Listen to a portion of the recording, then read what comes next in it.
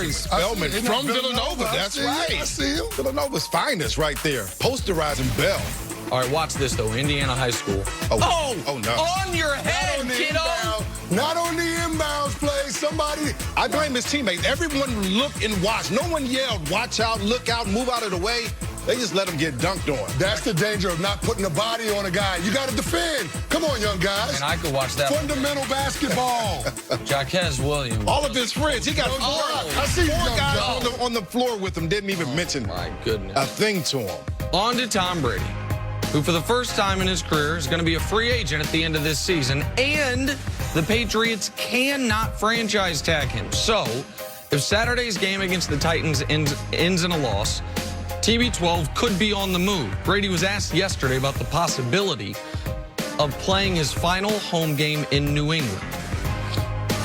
I'm not much for nostalgia, you know. I'm just pretty focused on what I need to do, and you know, it's this week's felt pretty much like every other week for the last 20 years. I haven't thought about those things, and you know, I wouldn't be thinking about those things anyway.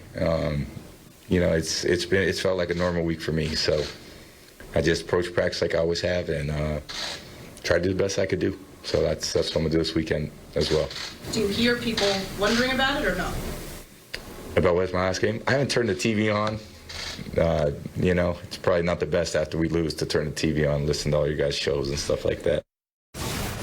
He doesn't turn TV on. He only does Facebook Watch, where he has his own television show. Brian, if the Pats lose, do you think this will be Tom Brady's last game as a Patriot? No. I think when you have the greatest of all time, the GOAT, Tom Brady, you allow him to come back as often as he wants. If he wants to play till he's 45, then he'll play till he's 45 in my uniform, especially if I'm Robert Kraft. This guy has brought relevancy to the Patriot organization. He brought this organization from nowhere in a bunch of championships.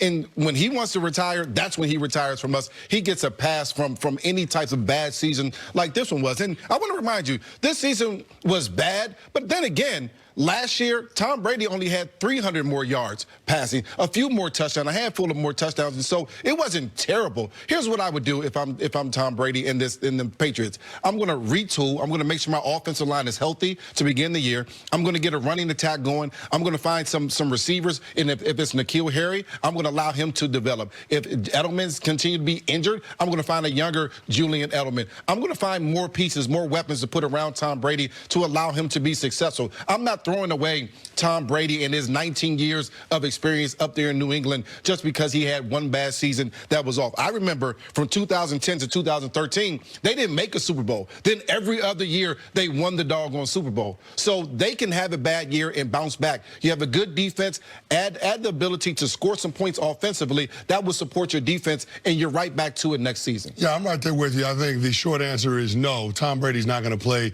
anywhere else. Where I will somewhat disagree with you is that Tom Brady, just based on his resume, will have the right to be back as the quarterback. You're talking about a Bill Belichick coach team, and Belichick is notorious for moving on from a player a year early as opposed to a year late. The only difference with the Tom Brady situation is there is no in-house replacement for your quarterback if you decide to part company with TB12. Belichick is not turning it over to Jarrett Stidham. That's not going to happen. We saw that it's just a little too much for Jarrett Stidham, and he came in garbage time for the Jets. He played in the preseason. You see that he's not ready. So they don't have a viable replacement for Tom Brady. So from that sense, I do believe he'll be back. The organization will want him back. Now it's just a matter of whether or not Tom Brady wants to come back. But when you're talking about a quarterback who over the course of 2 decades has never had a losing season, never had a season under 500, never had a season at 500. Yep. Yeah, most of the seasons that he's played in have been double-digit win seasons. There's only one year out there where he was 9-7. That was the year after they won the first Super Bowl. And it's the only year they've ever missed the playoffs. It's the only year they ever missed the playoffs with him. So Tom Brady recognizes how important it is to have good people around him, to have the infrastructure in place in order to compete at the highest levels. And when you're talking about an infrastructure with an organization in the NFL, you have to look at the head coach. He's not going to go somewhere else and find a better head coach than the one that he has right now. So for that reason, I think it makes all the sense in the world for Tom Brady to come back. I think you guys are both respectfully ignoring the enormous amount of evidence we have that this marriage is on the rocks. And much like an actual marriage, it only takes one party to break it off. And I think your point, Canty, that you alluded to, which is Brady, even if the Pats do want him back, they cannot franchise tag him. Brady has, for the first time in his career, full rights of, I can go wherever I want. But I want to talk about the Pats side of things first, because that's where the evidence lies. The New England Patriots this offseason, despite Tom Brady being the GOAT, despite him having just delivered them their 6th world championship, he went to the team and said, I want a contract extension. I'm age 42. I want to play until I am 45. I would like a 3-year extension. They said, you can't have it. Okay, a 2-year extension. No.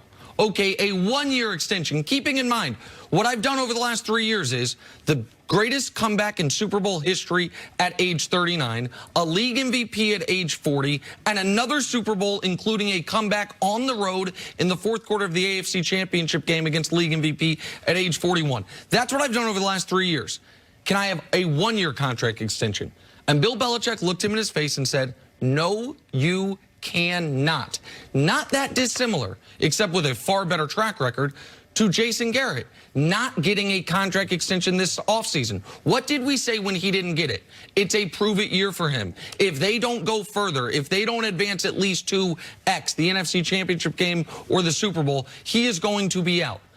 If Bill Belichick would not give Tom Brady a contract extension after those 3 years, after that level of excellence, 2 championships, a Super Bowl MVP, and a regular season MVP, if they go 12-4, lose at home to the Dolphins, then lose at home to the Titans, and they're out in the wild card round, that all of a sudden, he is now going to get him the contract extension he couldn't get this offseason. They knew when they turned him down this offseason who Jared Stidham was, what the quarterback pipeline looked like, and who the viable quarterback free agents were. But the other side of it is, what if you guys are right, the Patriots do want him back, and Tom Brady looks around and says, man, I told them to keep Antonio Brown. I told them I needed more help. I'm watching Drew Brees break the records of Peyton Manning that I was supposed to be the one to be breaking. He's got Michael Thomas. There's a team in L.A., one of the cities I own actually a $20 million home in, a city my wife loves, a city I probably plan to retire to, that has Mike Williams, Keenan Allen, not 1 but 2 quality running backs, not 0 but 1 very good tight end, unlike us. And they've got an opening at quarterback, and they need to put butts in seats. You don't think that looks attractive to him? Like, even if the Patriots say, Tom, our bad, or if Kraft steps in and says, forget Bill. Bill has a boss, it's me. Tommy, you want a contract extension. You don't think he's at least listening to what the Los Angeles Chargers would say? Because you're right about the coaching discrepancy, and nothing against Anthony Lynn, he's not Bill Belichick.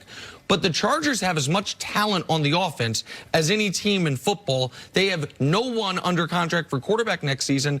Do you think it's in play that Tom Brady is the one that breaks up this marriage, if you will? Well, if you're Tom Brady, you certainly have to consider it. You have to look at the talent on both teams. And when you look at Keenan Allen and Williams and their slew of running backs that they have out there, you're saying they got a bunch of talent out there. This is the one thing I'm thinking about if I'm Tom Brady.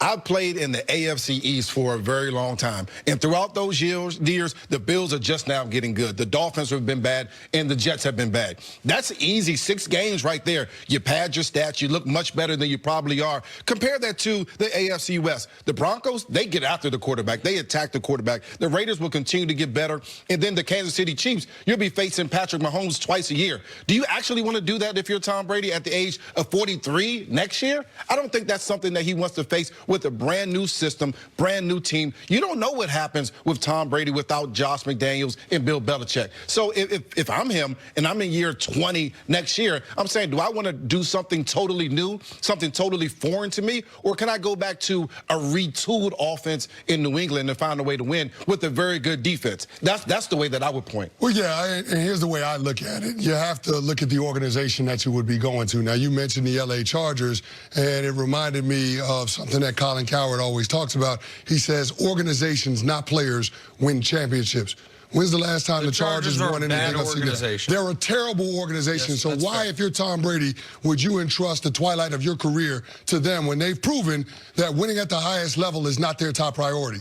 To me, I don't think that seems like a situation that you want to put yourself in. And you talk about the skill position players that the Chargers have. Keep in mind, Melvin Gordon's probably out of there after this season. He'll be a free agent. He's probably not signing up to play for a team that wouldn't give him a contract extension coming into a contract year. But in looking at that situation, I don't think that makes a whole lot of sense. And when you look at the landscape of the National Football League, at the organizations that prioritize winning at the highest levels year in, year out, it doesn't feel like there's a coaching vacancy. Not a coaching vacancy, a quarterback vacancy available. So I just think that even though Tom Brady and Bill Belichick wanted to afford themselves maximum flexibility in terms of options in the 2020 offseason, I just don't feel like either one is going to part company from the other. And when the Patriots organization opted against giving Tom Brady his contract extension this offseason, what did he do the very next day? Very publicly put his house in Brookline, Massachusetts up on the market.